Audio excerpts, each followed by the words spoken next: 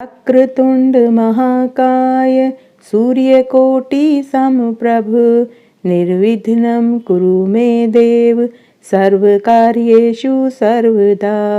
वक्रतुंड महाकाय सूर्यकोटि समप्रभ निर्विघ्नं कुरु मे देव सर्वकार्येषु सर्वदा। राधे राधे, जय श्री कृष्णा। मैं सीमा सिंह आप सभी धर्म प्रेमियों को सादर प्रणाम करती हूँ। आज मैं आपको पौष मास के महात्म्य में एक कथा सुनाने जा रही हूँ। एक बार एक गांव में एक गरीब पति पत्नी थे। पत्नी बड़ी ही धार्मिक प्रवृत्ति की थी। उसका पति बेरोजगार था, कोई काम धंधा नहीं करता था, साथ ही मदिरा पान करता था। उसकी पत्नी लोगों के घरों में झाड़ू पोछे का काम करती थी, उसी से उनका घर खर्च चलता था। लेकिन उसका पति अपनी पत्नी से महीने के पहले दिन ही सारे पैसे छीन कर ले जाता था। अगर वो नहीं देती तो वह उसे खूब मारता पीटता था। एक दिन वह स्त्री घर के बाहर दुखी होकर बैठी थी, क्योंकि न तो उसके पास पैसे थे और न ही खाना था। दुखी होकर चबूतरे पर बैठी बैठी रो रही थी। तभी वहां एक महात्मा जी आए। उन्होंने उस स्त्री से भिक्षा मांगी, लेकिन वह स्त्री बोली कि बाबा जी, मेरे पास कुछ भी नहीं है, मैं आपको क्या दूं। तब बाबा जी बोले कि बेटी, तुम बहुत दुखी जान पड़ती हो, तुम मुझे अपना दुख बताओ, शायद मैं तुम्हारी कोई मदद कर सकूं। तब वह दुखी महिला अपनी पूरी सच्चाई बताती है और साथ ही बताती है कि उसकी शादी को कई बरस हो गए हैं, न तो पति सुख मिला और न ही औलाद सुख मिला। तब महात्मा जी बोले कि बेटी, तुम हर साल पौष मास में स्नान और व्रत किया करो, तुम्हें औलाद सुख भी मिलेगा और पति सुख भी मिलेगा। तब वह स्त्री बोली कि बाबा, यह व्रत कैसे करते हैं और इसकी पूरी विधि क्या है। महात्मा जी ने बताया कि बेटी, पौष मास में रोज सुबह ब्रह्म मुहूर्त में उठकर स्नान आदि करने के बाद उगते हुए सूर्य को अर्घ्य दिया करो। रोज तुलसा जी में दिया बाती करा करो, विष्णु भगवान की पूजा किया करो, तुम्हारे सारे दुख दर्द दूर हो जाएंगे। पूरे महीने ब्रह्मचर्य का पालन करना, झूठ चोरी पर निंदा से बचना, एक समय भोजन करना। इस तरह वह महात्मा जी कहकर चले गए। कुछ दिनों के बाद ही पौष का महीना लगने वाला था। उस स्त्री ने पूरी श्रद्धा और नियम के साथ पौष मास में स्नान और व्रत किया। पूरे महीने ब्रह्मचर्य का पालन किया, उगते सूर्य को अर्घ्य दिया, तुलसा जी में दिया बाती करी और पूरे महीने ब्रह्मचर्य का पालन किया और एक समय भोजन खाया। जिस दिन से उसने पौष मास में स्नान और व्रत करना शुरू किया, उसी दिन से उसके पति ने उसके साथ मारना पीटना बंद कर दिया, मदिरा पान करना छोड़ दिया और मेहनत मजदूरी भी करने लगा और 4 पैसे भी घर लाने लगा। महीना खत्म होते ही उसके पति का स्वभाव भी बदल गया।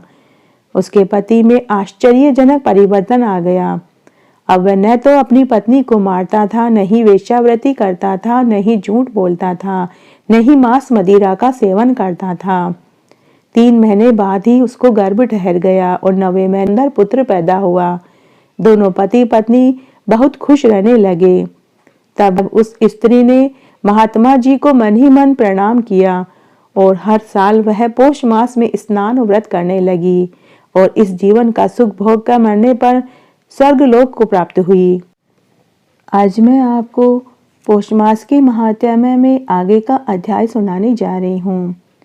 भगवान विष्णु की आराधना करने से मनुष्य भूमंडल संबंधी समस्त मनोरथ, स्वर्ग और स्वर्ग से भी बढ़कर ब्रह्म पद और परम निर्वाण पद को प्राप्त कर लेता है। मनुष्य जिस फल की भी इच्छा रखता है, उसे वही फल प्राप्त होता है। जो मनुष्य भगवान विष्णु की आराधना करता है, उसकी सभी मनोकामनाएं भगवान विष्णु पूरी कर देते हैं। जो पुरुष वर्णाश्रम धर्म का पालन करता है, वही परम पुरुष विष्णु की आराधना कर सकता है और उसे ही विष्णु लोक की प्राप्ति होती है। जो पुरुष दूसरों की निंदा, चुगली अथवा मिथ्या भाषण नहीं करता तथा ऐसा वचन भी नहीं बोलता जिससे कि दूसरे को दुख हो, उससे भगवान केशव हमेशा प्रसन्न रहते हैं। जो पुरुष दूसरों की स्त्री, धन और हिंसा में रुचि नहीं करता, सर्वदा ही भगवान केशव उनसे संतुष्ट रहते हैं।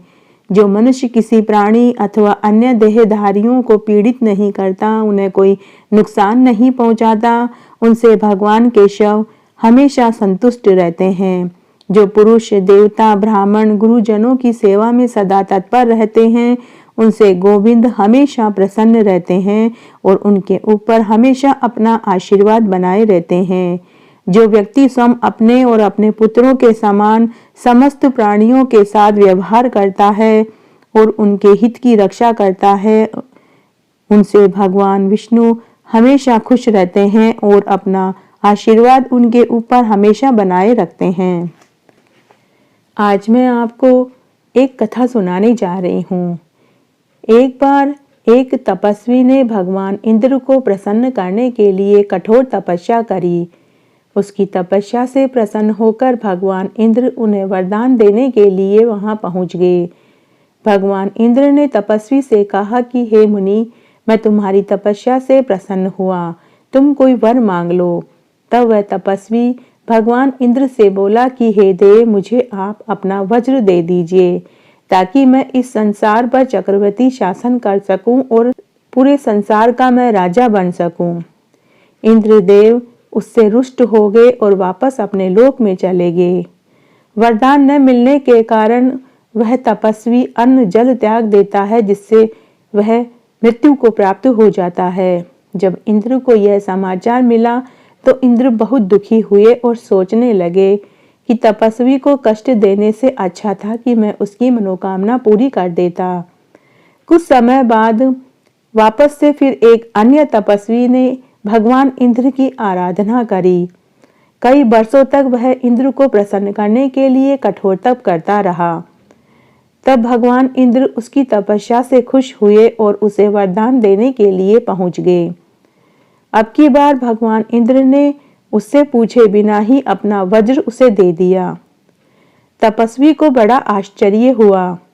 उसने भगवान इंद्र से कहा कि मैं इस निरर्थक वस्तु को लेकर क्या करूंगा। तब भगवान इंद्र ने पूर्व तपस्वी का सारा वृतांत कह सुनाया। उस दूसरे तपस्वी ने वज्र को लौटाते हुए कहा कि हे देव, ऐसे वरदान का लेकर मैं क्या करूंगा जिसे पाकर अहंकार भरी तृष्णा जाग उठे और न मिलने पर मनुष्य अपने जीवन का ही त्याग कर दे। हे इंद्रदेव, मुझे तो ऐसा वरदान दीजिए जिससे तप शक्ति की सत प्रयोजनों के निमित्त नियोजन कर सकूं। उपासना इस स्तर के श्रेष्ठ उद्देश्य को लेकर की जाए, वही सार्थक है। तब भगवान इंद्र ने उसे ढेरों आशीर्वाद दिए और वहां से अंतर्ध्यान हो गए। इस महात्म्य में आज मैं आपको पौष मास के व्रत की कथा सुनाने जा रही हूँ। एक नगर में एक राजा के 2 रानियां थी। बड़ी रानी बड़ी ही धार्मिक प्रवृत्ति की थी। वे सभी तरह के व्रत उपवास किया करती थी। बड़ी रानी हर साल पौष मास में स्नान और व्रत करती थी। बड़ी रानी, छोटी रानी व राजा को भी पौष मास का स्नान और व्रत करने की सलाह देती थी, लेकिन वे दोनों ही व्रत नहीं करते थे। जब भी बड़ी रानी पौष मास का व्रत और स्नान करती, तब पौष मास समाप्त होने पर वह अपने व्रत का आधा फल अपने पति और छोटी रानी को दे देती थी। इस तरह कई बरस बीत गए। फिर एक दिन बड़ी रानी अपनी पूरी उम्र पार करके मरी तो उसे स्वर्ग से लेने के लिए देवव्रत आया। तब बड़ी रानी देव विमान में बैठकर बैकुंठ में चली गई। वहां सभी देवी देवताओं ने उसके ऊपर फूलों की बरसात करी। तब नारद जी ने सभी देवताओं से पूछा कि हे देव ऋषियों, इस रानी ने ऐसा कौन सा पुण्य कर्म किया जिससे कि इन्हें लेने के लिए देव विमान गया और आप सभी इनके ऊपर फूलों की बरसात कर रहे हैं। तब भगवान विष्णु ने नारद जी से कहा कि हे देव ऋषि, इस रानी ने हर साल पौष मास में स्नान और व्रत पूरी श्रद्धा और निस्वार्थ भाव से किया। साथ ही यह अपने व्रत का आधा फल अपने पति और छोटी रानी को और बच्चों को भी दे देती थी। इससे बड़ी भाग्यवान स्त्री और कोई हो ही नहीं सकती। बड़ी रानी को सबसे ऊंचे वाले सिंहासन पर बैठाया गया। उसके कुछ वर्षों बाद राजा और छोटी रानी की भी मृत्यु हुई। यमदूत उन्हें मुग्धरों से मारते हुए लेकर गए। तब यमराज ने पूछा कि हे चित्रगुप्त जी, इन दोनों का लेखाजोखा पढ़कर सुनाइए। तब चित्रगुप्त जी ने उन दोनों का लेखाजोखा पढ़कर सुनाया और कहा कि हे धर्मराज जी, इन दोनों ने कोई धर्म कर्म नहीं किया, न कभी कोई दान पुण्य किया और न ही कोई व्रत उपवास किया। परंतु इस राजा की बड़ी पत्नी हर साल पौष मास में स्नान और व्रत करती थी और अपने व्रत के पुण्य फल का आधा भाग अपने पति और छोटी रानी को देती थी। तब धर्मराज जी ने अपने दूतों से कहा कि इन्हें स्वर्ग में भेज दीजिए। तब धर्मराज जी ने राजा और उनकी पत्नी से कहा कि आप लोगों ने पूरे जीवन काल में कोई धर्म कर्म नहीं किया, न ही कोई व्रत उपवास किया, परंतु आपकी बड़ी रानी हर साल पौष मास में स्नान और व्रत करती थी और अपने व्रत का आधा भाग आप दोनों को देती थी। उसी ने आप लोगों को नरक की सजा भोगने से बचाया है। जब राजा और छोटी रानी स्वर्ग में गए तो उन्होंने देखा कि बड़ी रानी सबसे ऊंचे वाले सिंहासन पर बैठी थी और खूब सारे नौकर चाकर उनकी सेवा टहल कर रहे थे। कोई पंखा झल रहा था, कोई पांव दबा रहा था, कोई जल की झाड़ी लिए खड़ा था। तो हे विष्णु भगवान, जैसा सुख आपने बड़ी रानी को दिया वैसा सबको देना। कहानी कहने वाले को, सुनने वाले को और हुक्कारा भरने वाले को। घटती हो तो पूरी हो तो परवान चढ़े, भूले बिसरे नाम तेरे भंडार में भरे। इस तरह आज मैंने आपको पौष मास के महात्म्य को सुनाया। आशा करती हूँ आपको ये जरूर पसंद आएगा। मेरे साथ बने रहने के लिए आपका धन्यवाद। आगे की कथा कहानी के लिए भी आप इसी तरह मेरे साथ बने रहें। धन्यवाद।